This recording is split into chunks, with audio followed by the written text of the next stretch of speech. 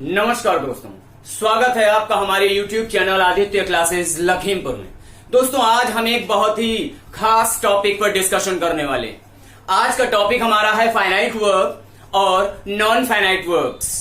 लेकिन दोस्तों, आज मेरा मूड कुछ थोड़ा सा आपको एक स्टोरी सुनाने का कर रहा है। तो दोस्तों, ऐसा ना करते हैं कि आप पहले मैं एक स्टोरी सुनाता हूं, लेकिन आपसे मैं चाहता हूं कि आप इस स्टोरी को बहुत ही ध्यान से समझिएगा, क्योंकि ना तो वक्त मैं अपना खराब करता हूं और ना ही किसी दूसरे का। तो चलिए दोस्तों, एक स्टोरी देखते हैं। दोस्तों, एक राजा था। उसने एक कर्मचारी की नियुक्ति की। उसे अपने दरबार में बुलाया, उससे पूछा, नाम पूछा उससे। उसने अपना नाम बताया। उसके बाद राजा ने उसे 2 काम दिए। कहा, तुम 2 काम करोगे। 2 अलग अलग पोस्ट दे दी। एक मान लीजिए ए पोस्ट और एक बी पोस्ट। और ए पोस्ट के लिए राजा ने बताया कि ये ए पोस्ट जो है तुम्हारी, वो सीमित दायरों में है, और इस पोस्ट पर आप जो भी वर्क करेंगे वो मेरे अकॉर्डिंग, मतलब राजा के अकॉर्डिंग, और समय और कार्य की परिस्थिति के अनुसार काम करोगे। दूसरी पोस्ट पर उससे बताया कि आप यहां स्वतंत्र रूप से काम करेंगे, असीमित दायरा है आपका, लेकिन 3 रूपों में रहकर ही आपको यह काम करने होंगे। दोस्तों, ये छोटी सी कहानी, इससे अब मैं समझता हूं और आपको बताता हूं क्या है। दोस्तों, आज हमारा टॉपिक है फाइनाइट वर्ब्स और नॉन फाइनाइट वर्ब्स। इसी से रिलेटेड मैंने आपको कहानी बताई। अब हम लोग देखते हैं इस कहानी को इस टॉपिक से जोड़कर कैसे देखते हैं, क्या है इस कहानी का मकसद और ये हमारे टॉपिक से कैसे रिलेटेड है। हाँ दोस्तों, अब देखते हैं, इस चार्ट को मैंने बनाया हुआ है। अब मैं आपको समझाता हूं फाइनाइट वर्ब्स और नॉन फाइनाइट वर्ब्स। दोस्तों, मैंने आपको बताया था एक राजा था और एक कर्मचारी था। इस कर्मचारी का नाम मान लीजिए मैंने वर्ब लिख दिया। इस कर्मचारी का नाम मान लीजिए मैंने वर्ब लिख दिया। अब इस वर्ब को राजा ने 2 पोस्ट दी, एक ये पोस्ट दी और एक ये पोस्ट दी। राजा ने इस पोस्ट पर इस बंदे से कहा, वर्ब से कहा कि इस पोस्ट पर रहते हुए आप जो काम करेंगे वो किसके अनुरूप रहेगा, कैसे आप काम करोगे। तो राजा ने बताया कि आप यहां रहते हुए मेरे अनुसार काम करोगे और समय प्लस कार्य की परिस्थिति के अनुसार कार्य करेंगे आप। मतलब इन दोनों के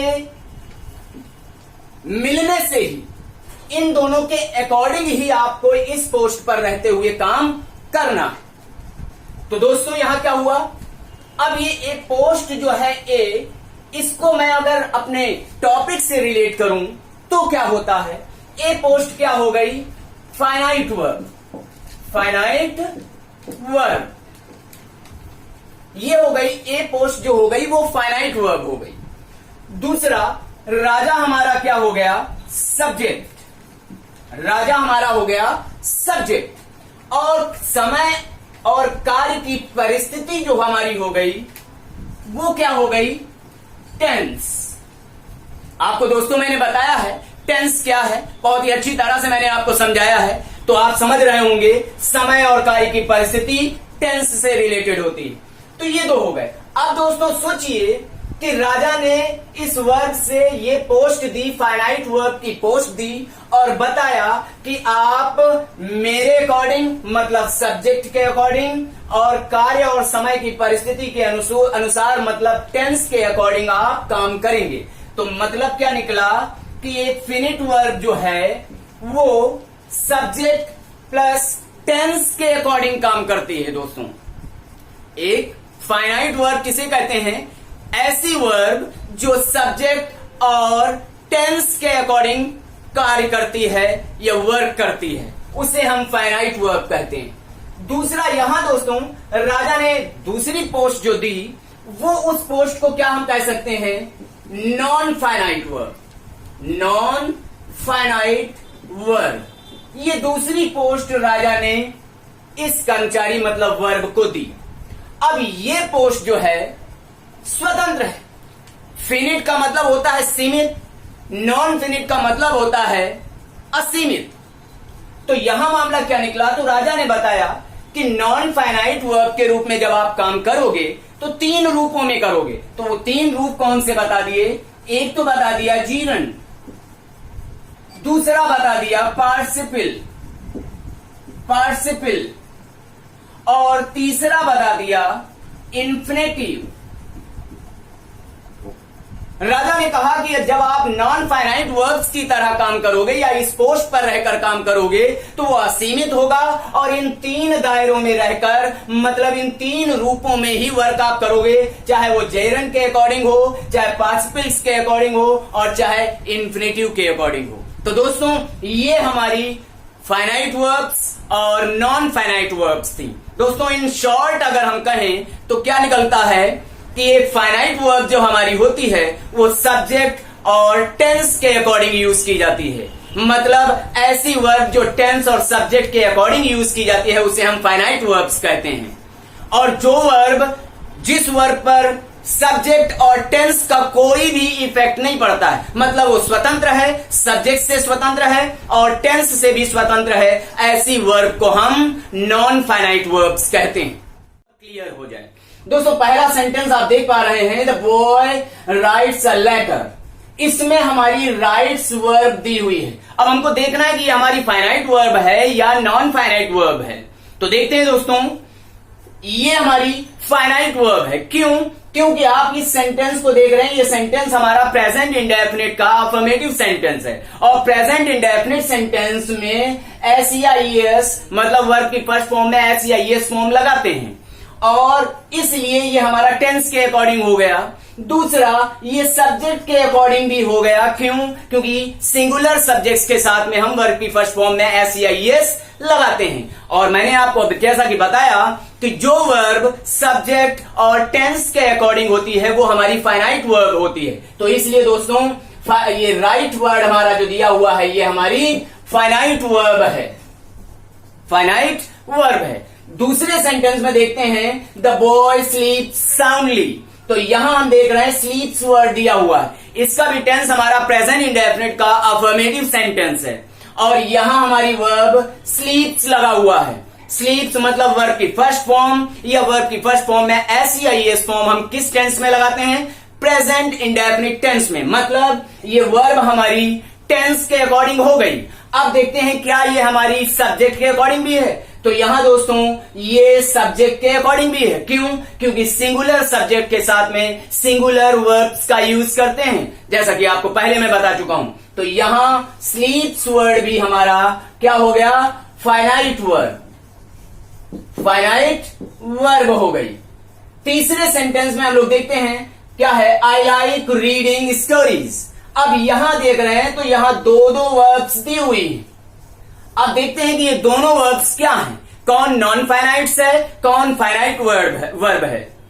दोस्तों यहां हमारी लाइक वर्ड जो वर्ब दी हुई है, ये हमारा टेंस कौन सा है, प्रेजेंट इंडेफिनिट। दोस्तों अब प्रेजेंट इंडेफिनिट सेंटेंस क्यों? क्योंकि लाइक वर्ड हमारी वर्ब हमारी जो है वो फर्स्ट फॉर्म में है, और फर्स्ट फॉर्म हमारी प्रेजेंट सेंटेंसेस में लगती है, मतलब प्रेजेंट इंडेफिनिट सेंटेंसेस में लगाते हैं। तो ये हमारा प्रेजेंट का टेंस हो गया, प्रेजेंट इंडेफिनिट का। वर्ब हमारी किसके अकॉर्डिंग हो गई, यस प्रेजेंट हमारी वर्ब अकॉर्डिंग टू टेंस हो गई है दोस्तों, और अकॉर्डिंग टू सब्जेक्ट भी हो गई। आई के अकॉर्डिंग हमने यहां लाइक वर्ड का यूज किया है, इसलिए लाइक वर्ड हमारी फाइनाइट वर्ब हो गई। और रीडिंग पर चर्चा करते हैं। रीडिंग दोस्तों एक ही सेंटेंस में दूसरी वर्ब आई है। अब रीडिंग वर्ब जो हमारी है इस पर ना तो सब्जेक्ट का कोई असर पड़ रहा है, इफेक्ट पड़ रहा है, और ना ही किसी टेंस का कोई इफेक्ट पड़ रहा है। और ऐसी वर्ब मैंने आपको बताई हैं कि जिस वर्ब पर सब्जेक्ट और टेंस का कोई इफेक्ट नहीं पड़ता है, मतलब वो स्वतंत्र है, ऐसी वर्ब को हम क्या कहते हैं, non finite verb. Non finite verb हमारी ऐसी वर्ब्स होती हैं नॉन फाइनाइट वर्ब्स। दोस्तों जो हमारी फाइनाइट वर्ब होती है वो मेन वर्ब भी होती है, जिसे हम दूसरे नाम से मेन वर्ब के रूप में भी कहते हैं। तो मेन वर्ब तो हमारी ये हो गई, और अगली आने वाली जो भी वर्ब हमारी हुई वो क्या हो गई, नॉन फाइनाइट। क्योंकि एक सेंटेंस में एक ही मेन वर्ब होगी दोस्तों, दो मेन वर्ब या फाइनाइट वर्ब्स नहीं होंगी। तो इसलिए जो पहली वर्ब आएगी, पहली का मतलब जो अकॉर्डिंग टू सब्जेक्ट और अकॉर्डिंग टू टेंस होगी वो हमारी फाइनाइट वर्ब होगी, और जो अकॉर्डिंग टू सब्जेक्ट और टेंस नहीं होगी वो हमारी नॉन फाइनाइट वर्ब होगी। अगला सेंटेंस हमारा है being tired the traveller took rest. Being tired the traveller took rest. यहां दोस्तों हम देख पा रहे हैं बीइंग टायर्ड दिया हुआ है और यहां ये वर्ड टुक दिया हुआ है। अब हम देखते हैं कि ये टुक वर्ड क्या है, कौन सी है, मतलब फाइनाइट वर्ब है या नॉन फाइनाइट है, और बीइंग टायर्ड हमारा क्या है, ये नॉन फाइनाइट है या फाइनाइट वर्ब है। तो दोस्तों अभी आपको मैंने बताया कि जो हमारी नॉन फाइनाइट वर्ब होती है वो तीन रूपों में काम करती है, मतलब एक जीरंड के रूप में, एक पार्टिसिपल के रूप में और एक इन्फिनेटिव के रूप में। तो यहां बीइंग टायर्ड हम जो देख रहे हैं ये पार्टिसिपल के रूप में काम कर रही है। इसका मतलब ये वर्ब जो है इसके ऊपर सब्जेक्ट और टेंस का कोई इफेक्ट नहीं पड़ रहा है। इसका मतलब ये हमारी वर्ब क्या हो गई, नॉन फाइनाइट वर्ब हो गई। और दूसरी तरफ अगर हम टुक पर बात करें, टुक वर्ब पर जाएं, तो ये हमारी टुक वर्ब अकॉर्डिंग टू टेंस है, इसलिए ये वर्ब हमारी हो गई फाइनाइट वर्ब।